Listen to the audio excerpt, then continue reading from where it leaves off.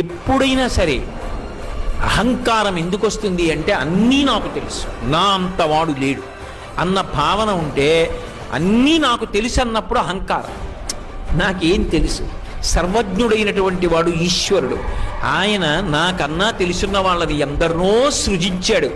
ఆయన నన్ను ఇవాళ 4 మాటలు నేర్పి ఇక్కడ కూర్చోపెట్టి తరించరా అన్నాడు.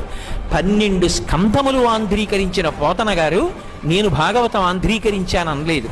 నేను భాగవతం ఎందుకు రాస్తున్నాను అంటే నా పాపం పోవడానికి నా చేత పరమేశ్వరుడు భాగవతం రాయించాడన్నాడు. కోటేశ్వరరావు ఎందుకు ప్రవచనం చేస్తున్నాడంటే నేను వెళ్ళి శ్రీశైలంలో ప్రవచనం చేశానని గొప్పలు చెప్పుకోవడానికి అనకూడదు. ఒరే, అక్కడ ఇక్కడ తిరిగి అహంకారంతో బ్రతుకుతున్నావురా, సహస్రఘటాభిషేకం అవుతోందిరా, వచ్చి ఓ కుండ పట్టుకో, నీ జన్మ తరిస్తుందని ఈ కుండని కాపాడడానికి, కుండ నెత్తికెత్తడానికి నన్ను తీసుకొచ్చాడు. ఈ కుండ నెత్తి మీద పెట్టుకుంటే నిన్ను నెత్తి మీద పెట్టుకుంటానరా అని చెప్తే రాడని, ప్రవచనం అంటే పెద్ద తెలుసున్న మొనగాళ్ళ వస్తాడని తీసుకొచ్చాడు. తీసుకొచ్చి 3 రోజులు నా చేత దర్శనమిచ్చి మహానుభావుడు నన్ను అనుగ్రహించాడు. నాకన్నా విద్వాంసులు లోకంలో లేరా? ఎందరున్నారో వాళ్ళ పాద ధూళికి నీ సరిపో.